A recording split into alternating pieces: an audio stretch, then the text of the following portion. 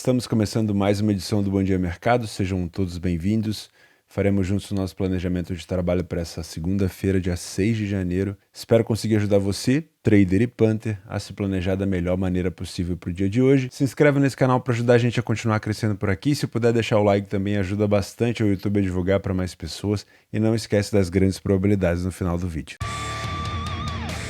2 horas da tarde na Turquia, o vice-líder Fenerbahçe enfrenta o Konyaspor. E eu já não projeto um confronto tão fácil assim para o Fenerbahçe, que é uma equipe que tem cedido muitas chances para o adversário e uma equipe que vai enfrentar um Konyaspor que só perdeu 2 vezes fora de casa. Por mais que não seja uma grandíssima equipe que tem se destacado tanto, eu acho que o Konyaspor pode sim complicar a vida do Fenerbahçe. Eu assisti a última partida do Fener contra o Adana. O Adana realmente é um time muito chato. O Fenerbahçe teve dificuldade, apesar de criar muita oportunidade, também cede bastante, mas é um confronto que dentro de casa, se o Fenerbahçe ainda tem pretensão de ser campeão, ele precisa superar. O Fener dentro de casa segue com um poderio muito forte, principalmente tomando iniciativa, é um time que sai na frente em 90% das partidas que faz em casa, falhou em marcar em apenas 10% e fica metade dos jogos sem sofrer gol, mas tem um número de gols relativamente alto, sofrido. O Konyaspor tem um número baixo, de vezes onde ele sai na frente, não é um time de tanta iniciativa, mas é um time que falha pouco em marcar. Quando o assunto é superioridade ao adversário, eu acredito que o Fenerbahçe tem o seu melhor momento no primeiro tempo. 60% de vitória, 10% de derrota, 13 gols marcados e apenas 4 gols sofridos. É uma característica do time do Jorge Jesus conseguir empurrar o adversário para trás com uma marcação-pressão muito forte e fazer com que o adversário tenha menos oportunidade de marcar. O time do Konyaspor vence 22%, mas também perde 22%, marca 7 e toma 7 gols. Então, ao mesmo tempo que não perde tantos jogos,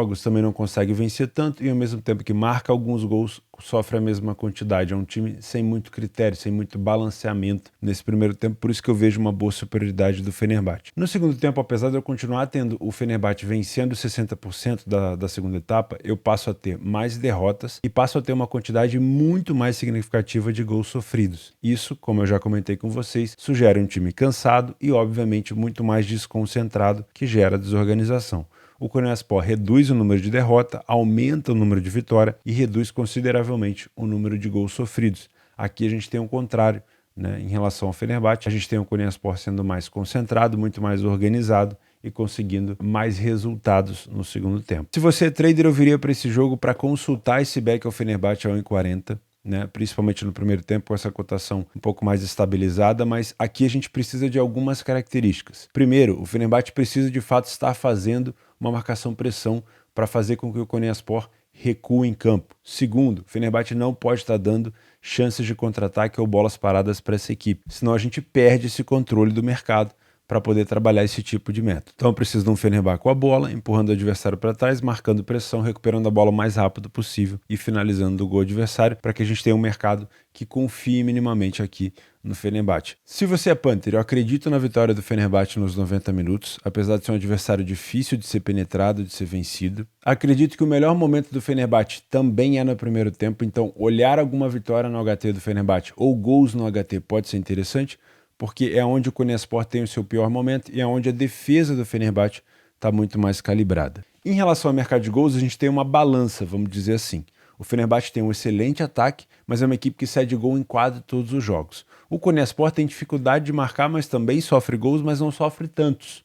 A gente tem uma incidência aqui de um under 2,5 nas últimas 4 das 10 partidas do Konyaspor, apesar dele ter concedido em 9 das últimas 10. O Konyaspor também não ganhou nas últimas 8 e não marcou gol nas últimas 4. Por mais que eu tenha uma defesa muito fraca do Fenerbahçe, eu tenho um ataque que não é tão efetivo do Konyaspor. O Fenerbahçe já puxa esse confronto para gols. Marcou 2 ou mais gols em 7, o over 2,5 entrou em 8 das 10 e ambas marcam sim nas últimas 5. Então, na minha opinião, dá para trabalhar com um possível cenário de gols no HT, que é onde o Fenerbahçe costuma ter o seu melhor momento ofensivo.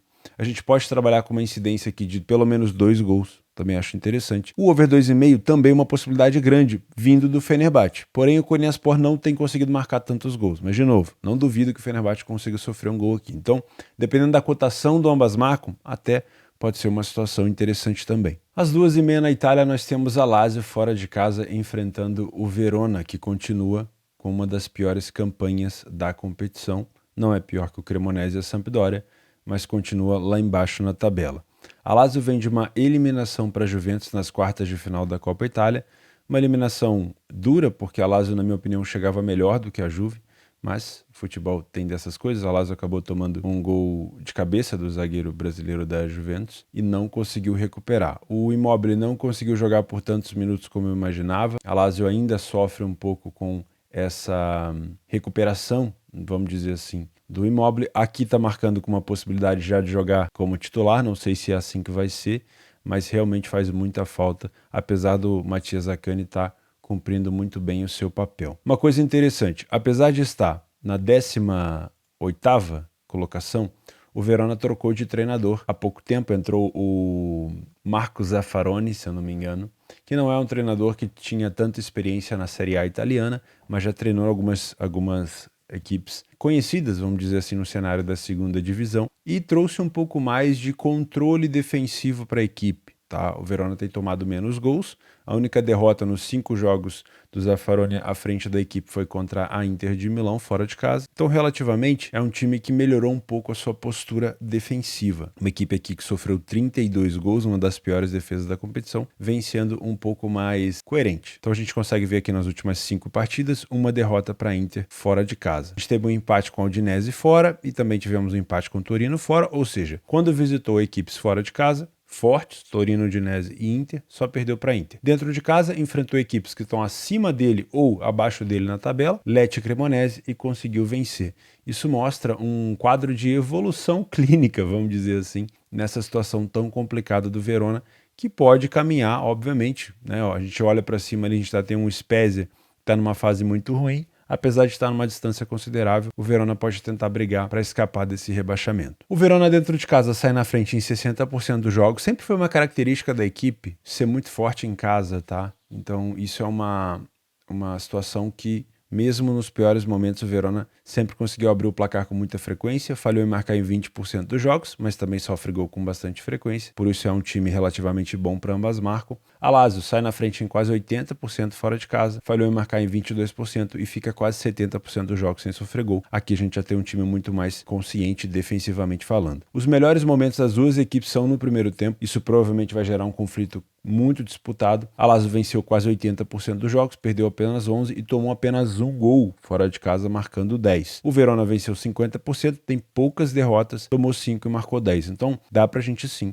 imaginar um confronto muito disputado.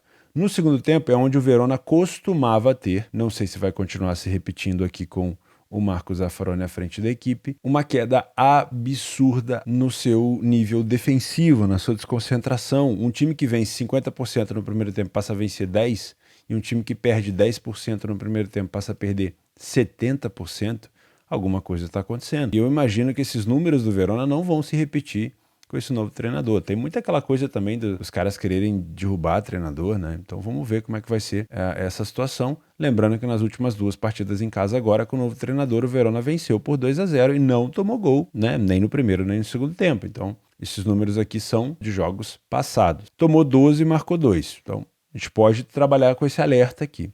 A Lazio tem uma queda de desempenho no número de vitória, aumenta a derrota e aumenta sim o número de gols sofridos e diminui o número de gols marcados. De maneira geral, se a gente for pegar todo o contexto do campeonato, a gente viria para cá muito enviesado para trabalhar uma vitória da Lazio. Agora você já está muito mais munido de informação e entende que, por mais que a Lazio continue num bom momento, e eu acho que a eliminação na Copa Itália não vai fazer tanta diferença assim na Lazio, a Lazio tem o retorno provavelmente do Immobile como possibilidade de ser titular e está brigando lá em cima por vaga direta na Champions.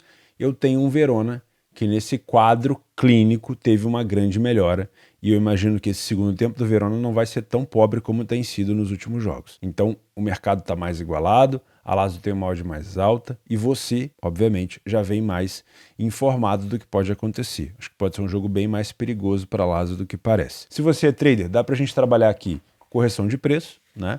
A gente tem odds bem próximas, então se a Lazio começar pior e o mercado se assustar, a gente vai ter uma correção do preço da Lazio. Sempre quando eu falo de correção de preço, se você não entender, tem o meu curso aqui embaixo gratuito, teoborges.com, acessa lá, você não precisa nem fazer registro, você vai assistir desde o nível iniciante até o avançado, eu vou ensinar você como se tornar um trader esportivo minimamente profissional, tá bom? Totalmente de graça. E o Verona, se começar pior, obviamente a gente pode ter sim uma correção do preço do Verona. Se você é Panther, cuidado com esse desenvolvimento de viés para o lado da Lazio. Eu sei que a odd da Lazio está boa, principalmente por ser um bom visitante. Se a gente colocar aqui como visitante, a Lazio tem 5 vitórias em 9 jogos, e como mandante o Verona venceu apenas 3 e perdeu 7, mas considere essas informações que eu acabei de te passar em relação à melhora do Verona. Isso pode dificultar um pouco o lado da Lazio. Trabalhar com essa vitória seca da Lazio pode ser mais arriscado. Se você quiser trabalhar com um empate anula ou uma dupla chance da Lazio, eu acho que pode ser interessante, dependendo da sua metodologia. Em relação a gols, eu tenho um pouco de receio, porque eu tenho o melhor momento da Lazio no primeiro tempo, marcando muitos gols e sofrendo pouco, e o melhor momento do Verona também no primeiro tempo, marcando muitos gols e sofrendo pouco. Já no segundo tempo, eu tinha uma queda defensiva muito grande do Verona, que proporcionava muitos gols contra a equipe, e eu tinha uma queda ofensiva da Lazio. Então eu tinha redução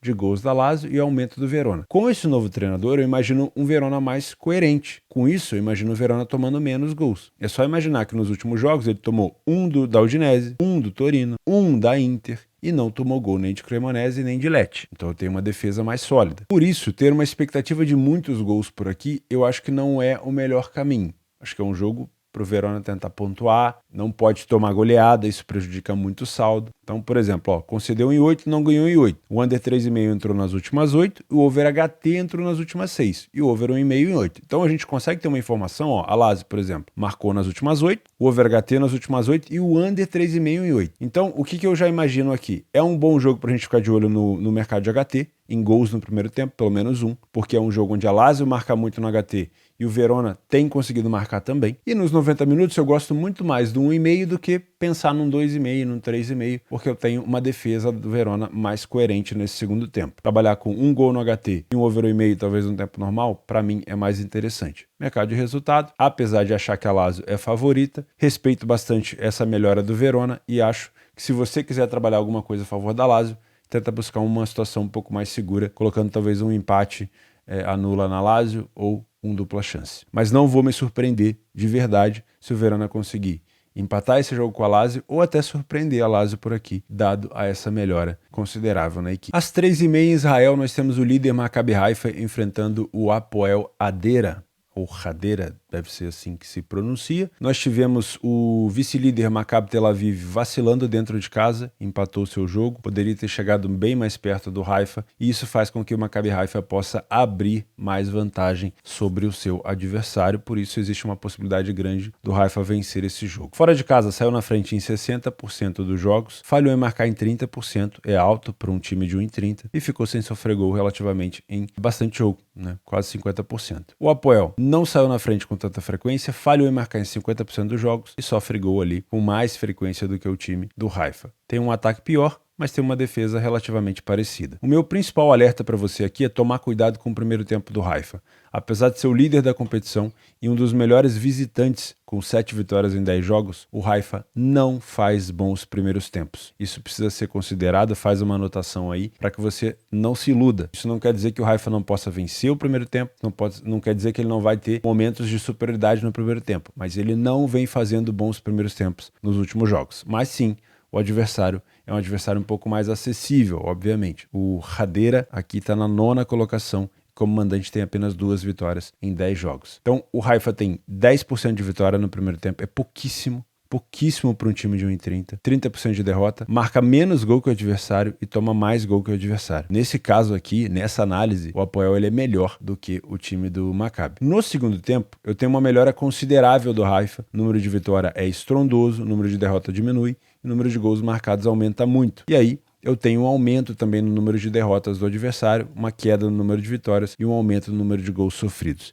Então, sim, existe nos 90 minutos superioridade do Haifa, mas em algumas janelas, principalmente no primeiro tempo, eu não tenho o Haifa desempenhando um excelente futebol. Então toma muito cuidado. Se você é trader, para trabalhar esse back a 1,30, a gente precisa de uma atenção, e como a gente não vai ter tantos jogos ao mesmo tempo nesse horário, você provavelmente vai conseguir ter um pouco mais de foco. Então considere, é o líder do campeonato contra o 9º colocado, é muito provável que o Maccabi exerça superioridade em algumas janelas do primeiro tempo. Porém, não é um primeiro tempo onde o Maccabi consegue desempenhar tão bom futebol assim. Leve isso em consideração na hora de abrir e fechar, obviamente, as suas posições. Se você é Panther, não gosto de pensar numa vitória do Haifa no HT. Pode acontecer, obviamente, pode acontecer, mas eu não gosto de pensar nessa vitória do Haifa no HT. Gosto de pensar que, pela fragilidade do adversário, mesmo o Haifa tendo maus momentos no primeiro tempo, ele provavelmente deva vencer esse jogo. Ele é muito favorito para vencer os 90 minutos. Então eu prefiro considerar essa vitória do Haifa nos 90 minutos do que olhar para o mercado do HT.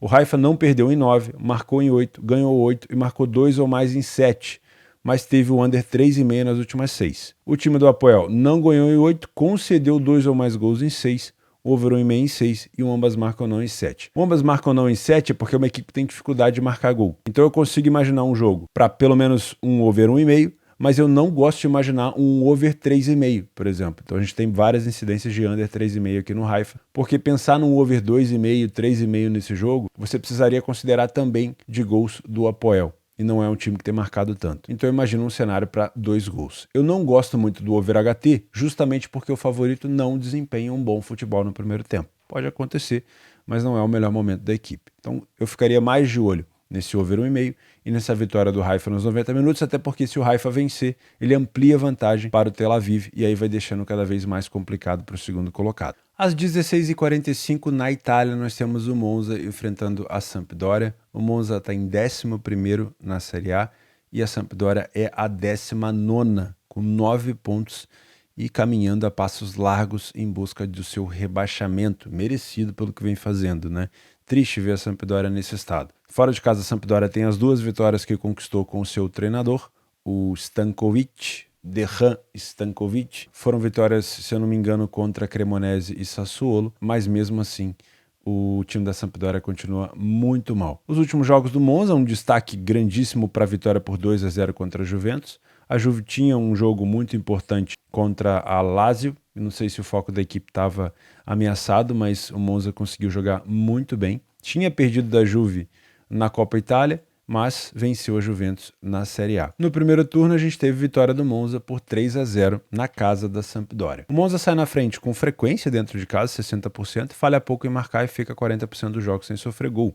O time da Sampdoria tem um número alto também de sair na frente, mas é um time que falha bastante em marcar e sofre gol com frequência. O primeiro tempo das duas equipes não encanta ninguém, o mesmo número praticamente de gols marcados pelas duas equipes. Número de vitórias, o Monza vence um pouco mais. A Sampdoria perde consideravelmente no primeiro tempo, quase 60% de derrota. O Monza fica em torno ali de 30% de derrota e o número de gols sofridos é maior por parte da Samp. No segundo tempo, a gente tem um crescimento muito grande do Monza, com mais gols marcados, mais vitória, mas mantém o mesmo número de derrota. A Sampdoria aumenta o número de derrota e reduz o número de gols marcados. De maneira geral, se você é trader, eu acho que dá para vir para cá com um pouco de viés contra a Sampdoria. A Sampdoria não fez nenhuma mudança técnica, continua com o Stankovic à frente da equipe e é um cara que só conseguiu vencer 2 jogos. Foi fora de casa, coincidentemente, mas tem jogado muito mal. E o Monza vem com uma determinada moral, principalmente depois dessa vitória contra a Juventus. Então dá para vir com uma pequena expectativa de viés para trabalhar contra a Samp, mas é uma odd que já está bem esticada. E se você pensar, não são equipes que tem tanta discrepância de elenco. O Monza contratou muitos ex-jogadores em atividade, vamos dizer assim, né? Muitos jogadores medalhões, mas a Sampdoria tem bons jogadores. Não sei se há alguma coisa com o treinador, mas eu não consigo ver uma diferença, uma discrepância tão grande de elenco. Então, uma odd de 5 para a Sampdoria já começa a ser uma odd muito alta e muito difícil de se trabalhar essa correção de preço. Para trabalhar contra a Sampdoria no trade, a gente tem que ter uma Sampdoria realmente abdicando de jogar, mas não é o que a gente tem visto. O primeiro tempo da Samp é até melhor do que o segundo e o time tem saído na frente com alguma frequência. Então, cuidado na hora de trabalhar esse Leia Sampdoria. Pode ser sim um jogo onde a Samp consiga surpreender o Monza em alguns quesitos. No segundo tempo, aí eu já vejo uma queda gigantesca da Sampdoria. Então, nos 90 minutos, é muito provável que a gente consiga janelas de superioridade do Monza para estar contra a Samp. Só toma cuidado com a odd por aqui. Se você é punter, provavelmente você deve estar olhando para essa vitória do Monza a 1,75. Tá? Eu não gosto de pensar em vitória no HT, até porque a Sampdoria tem melhor momento no primeiro tempo do que no segundo, e o Monza também tem o seu melhor momento no segundo tempo. Então, se a gente embrulhar tudo num pacote, é muito mais provável pensar numa vitória do Monza nos 90 minutos do que, obviamente, no HT. Mas eu tenho meu receio. Eu não sou um cara que consigo confiar no Monza. Então, se você quiser trabalhar talvez com empate anula ou com dupla chance, se você tem método para isso, pode ser mais interessante. O Monza marcou nas últimas 7 partidas, o over 1,5 nas últimas 7, o over HT nas últimas 7 e o under 3,5 em 8. Existe um teto, né? Existe a possibilidade grande de gols no primeiro tempo, 2 gols na partida, mas não esticar tanto a corda para 4 gols. A Sampdoria concedeu em todos os últimos 10 jogos, concedeu primeiro nas últimas 5, não marcou nas últimas 5 e concedeu 2 ou mais gols em 6. Então também é um time que tem dificuldade de marcar, mas sofre gol com frequência. Então também uma expectativa de 2 gols por aqui pode ser interessante. E o under 3,5 nas últimas 10. O over HT nas últimas 8. De novo, é um jogo que a gente pode olhar para gols no primeiro tempo, mas não esticar tanto a perna assim. Então se for trabalhar gols, eu gosto desse cenário de pelo menos um gol no HT, tem acontecido com bastante frequência. 2 gols no tempo normal, nos 90 minutos, mas não esticaria tanto para um over 2,5, 3,5. Acho que um jogo para 1-0, 1-1, no máximo 2-1, esticando muito a corda. Então, se for trabalhar gols aqui, eu ficaria com um cenário de 2 gols, mas eu ainda gosto muito mais desse cenário de gols no primeiro tempo. Às 18h15 em Portugal, nós temos o Sporting fora de casa visitando o Rio Ave.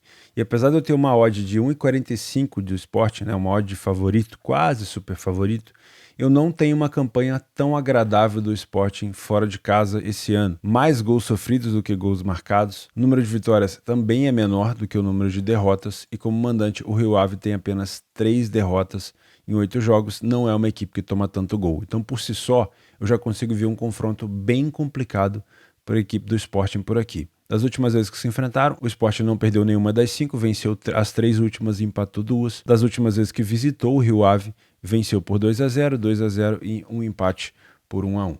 O Sporting não tem saído na frente com tanta frequência para uma equipe de 1,45, inclusive é um número próximo do Rio Ave. Falha mais em marcar do que a equipe do Rio Ave e fica menos jogos sem sofrer gol também do que o adversário. Apesar de ter um ataque melhor, é uma defesa mais vazada. Não existe discrepância no primeiro tempo, o Sporting vence menos, perdeu um pouquinho menos só, tem quase o mesmo número de gols marcados e sofridos, e existe uma queda muito grande do Sporting na segunda etapa. O time passa a perder 44% dos segundos tempos, passa a sofrer 9 gols, realmente é uma campanha muito difícil do Sporting, e eu tenho um Rio Ave melhor, com mais vitórias, menos derrota e também marca menos e sofre menos gol. Se a gente for comparar o que o Sporting vem fazendo fora de casa, essa cotação de 1,45 ela não se justificaria. Tem muito peso de camisa incumbido dentro dessa cotação desse preço. Faz parte, é o que o mercado está oferecendo para gente. Se você é trader, eu posso vir para esse jogo com 2 cenários. Ou para estar contra o Rio Ave nos bons momentos do esporte, porque apesar dele não ter bons números, eu imagino sim que o esporte consiga ter momentos de superioridade. Lembrando que já é uma odd do Rio Ave mais esticada, então você precisa de uma superioridade bem nítida por aqui. Mas você também pode vir, se tiver a metodologia, é óbvio, se não tiver, deixa quieto, não inventa moda, faz o arroz com feijão, para corrigir a odd do esporte em caso o Rio Ave comece muito bem. Essa odd do esporte, ela obviamente vai ter que corrigir, vai ser um pouco mais no conta-gota, porque é um time favorito, fora de casa, com odd baixo, o mercado tende a acreditar, mas pode ter oportunidade. Mas muito cuidado, porque como eu falei, o esporte não vem bem fora de casa. Se você é Panther, não gosto dessa vitória do esporte em 45, porque é uma odd que não está pagando tanto para um time que não vem jogando tão bem. Não gosto dessa vitória do esporte no primeiro tempo, porque não é um momento onde o esporte consegue jogar bem também. E também vejo boas dificuldades aqui no mercado de gols. Porque, apesar do Sporting ter o over 1,5 em 9, o ambas marcam não entrou em 7, eu tenho um Rio Ave que não toma tanto gol e não marca tanto gol também. Então imaginar um jogo under por aqui talvez seja um pouco mais plausível. O Sporting marcou em 8 das últimas 10 partidas, não perdeu em 8 e marcou 2 ou mais gols em 8. Então acho que pelo lado do Sporting a gente pode considerar aqui pelo menos 2 gols. Do lado do Rio Ave a gente teve um under 3,5 em 9. Então também trabalhar com um cenário de under 3,5, se for o que você gosta, pode ser interessante. Então a gente tem 2 lados da moeda. Pensar em 2 gols por aqui não é ruim, um over 1,5, mas pensar também no under 3,5 não é nada de outro mundo, afinal de contas a gente tem uma excelente defesa do Rio Ave. O que for melhor, que se encaixa melhor com o seu método por aqui, não acho que vai ser um jogo para tantos gols e acho sim que o favorito, o Sporting, pode se complicar, apesar de ter um elenco muito melhor e só está vivendo uma má fase. Se o Sporting corrigir esse problema aí fora de casa, com certeza é uma equipe que ainda conseguiria brigar por vaga na Liga dos Campeões. Nos jogos extras a gente tem o líder Zwolle contra o Young Ajax. O Zwolle tem 9 vitórias em 10 jogos fora de casa, melhor visitante, e o Young Ajax tem 3 vitórias em casa. Apesar de acreditar numa vitória do líder, do Zwolle, eu gosto muito mais de olhar para gols por aqui. O Zwolle fora de casa marcou em todos os jogos e o Young Ajax em casa marcou em todos os jogos e sofreu em todos os jogos. Então a gente pode ter uma incidência de gols no HT, a gente pode ter uma incidência de ambas marcam e eu gosto muito também do over 1,5. Não acho difícil entrar o 2,5 também, mas gosto muito do over 1,5, principalmente desse mercado de gols no HT. Em 9 das últimas 10 do Zwolle a gente teve o HT, em 8 das 10 do Ajax, e o ambas marcam sim, no Ajax entrou em 9. Então acho que é um jogo com muito mais incidência de gols do que propriamente para ficar de olho em resultados, apesar de acreditar que o Zwolle é muito mais time por aqui. É isso, meus amigos. Muito obrigado pela companhia, pela audiência de vocês. Fica com Deus e até terça-feira.